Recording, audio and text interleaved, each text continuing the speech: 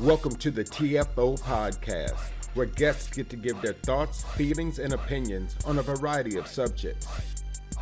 This podcast is hosted by your very own Stacy Cook, and as always, sponsored by Fool's Guide Life Coaching. Follow me on all social media platforms. So give it up for our guest today. Yeah. Well, thanks for having me here. Okay, you're here. I'm excited to join your podcast. Let's see. How about if we start with day one? Okay. Okay. All right. So I'm Clara. I was actually born in Mexico.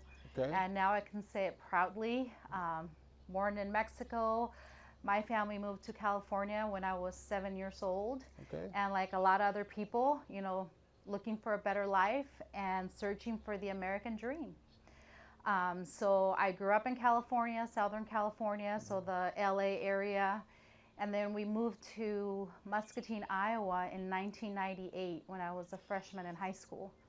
This is what I call home now.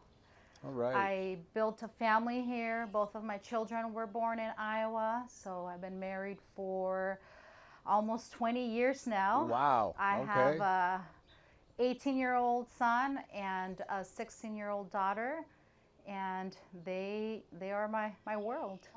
From a professional standpoint, I've been in HR for the last 10 plus years, and I don't see myself leaving the HR career for now. I always ask people to tell me like a really good story. So tell me like the best Clara story. Like what would that be? My daughter and my niece were born on the same day. Okay. So to give you a little background, I have 10 nephews and one niece until our daughters were born. So my sister and I were pregnant at the same time. She was due a couple weeks after I was, and long story short, she came over to my house. She was going to babysit my son because I was going to go to the hospital, get induced when I had my daughter. Well, she ended up going into labor before I went to the hospital. So she went to the hospital before I did. We ended up at the hospital same day, same nurses, same doctor. And my niece was born at 1 o'clock, and then my daughter was born at 6 o'clock. Wow. So it's a unique story. I don't know that a lot of people have experienced that. And it was chaos at the hospital, right? Because the nurses were like, your sales sisters are here. They're just right across from each other. Did you guys plan this? No, we did not plan this. I honestly think it was just something that God wanted to send to us because he knew that we needed a couple girls in our lives. Yeah, for sure. I like it. That's a really neat and unique story that I like to share that a lot of people might not know. Yeah, are they bonded? Like, do the girls really get along well? Oh yeah, they're the twins. They're like twins. They do everything together, and they're twins from different moms. Tell me about like something difficult that happened in your life that you had to kind of like overcome or triumph over. I think moving from California to Iowa was difficult because of the timing and the age. When you're just a freshman in high school and you have to leave behind all of your friends and what you used to call home and adapt to a completely new state where it's different as far as diversity, it's different as far as weather, different in every single aspect. It's like two different worlds. Yeah. So I did struggle a lot at first. That first year of high school, it was really hard for me. The whole, adapting to the new state while going through a lot of other personal stuff. That's been one of the most challenging times. How about something you're really proud of? Something you've done that you're like, man, I didn't think I was going to be able to pull that off, and you did it. Yeah, so I'm almost done with my college degree. It was a goal for me forever. And when I decided to go back to college and pursue a bachelor's degree, I didn't think it would ever happen because I'm like, oh my God, I need 60 more credits. How long is this going to take me? I work full time. I'm a mother. I have to take care of my house.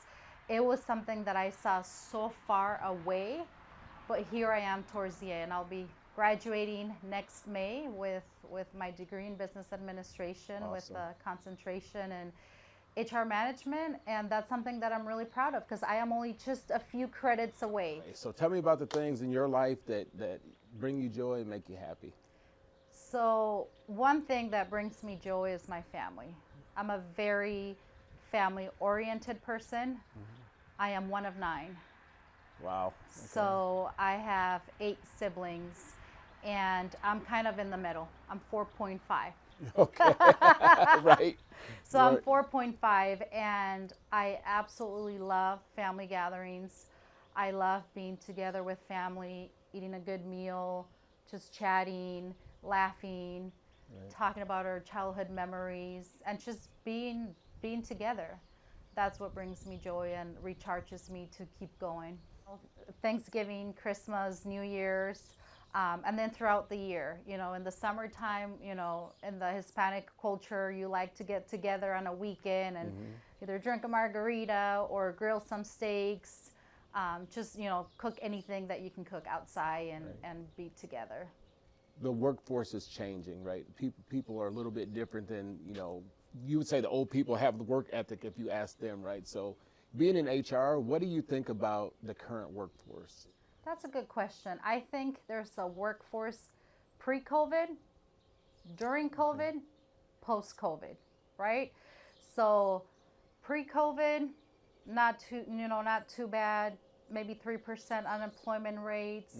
I would say still good work ethic. People were willing to work. People were willing to, get out and work for their money. I think COVID brought a lot of different things to the workforce.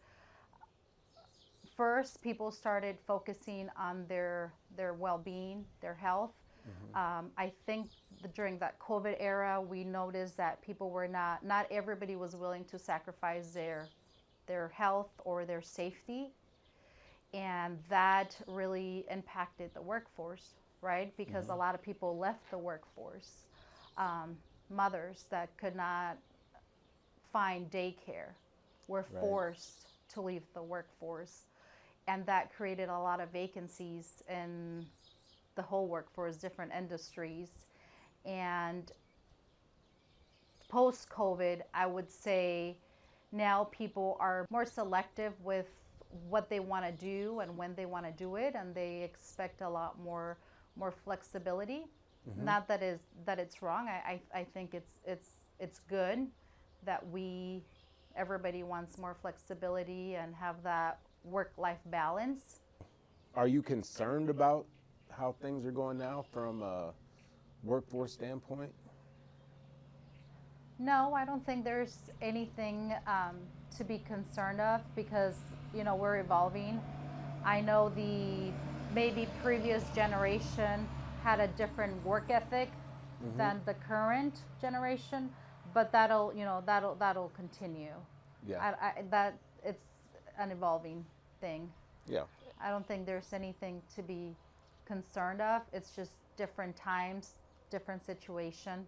Yeah, and the work needs done. So Yeah. somebody's going to have to do the work. Yeah. It's just the nature of how things are. It's just that there is a change on how and when we do our work, right? Yeah. Because like pre-COVID, there wasn't a lot of flexibility to work remotely. But then COVID came to teach us that yes, people can work remotely. They can work from anywhere and still deliver and still meet the goals. What prompted you to want to be in human resources? What was it about that career that really drew you in? That's a good question. I would say people.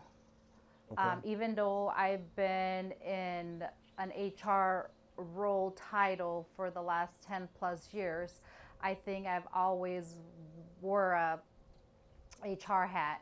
I'm passionate about people processes, and that's what kind of drove me to be in this profession. Where do you see HR 10 years from now?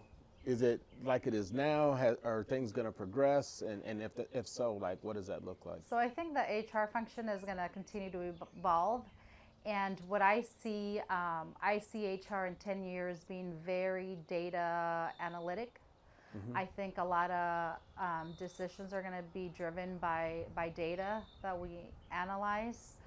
So as you know, HR, it's a support function, right? We support the business when it comes to recruiting, onboarding, compensation, benefits, all those different areas. When you talk about human resources, it really is about people and trying to find the right fit for people and getting them in the right roles. But another thing, when you're in a support role, you also get to get involved in other things, right? So what are some of the other things you get involved with at work, and what are you excited about?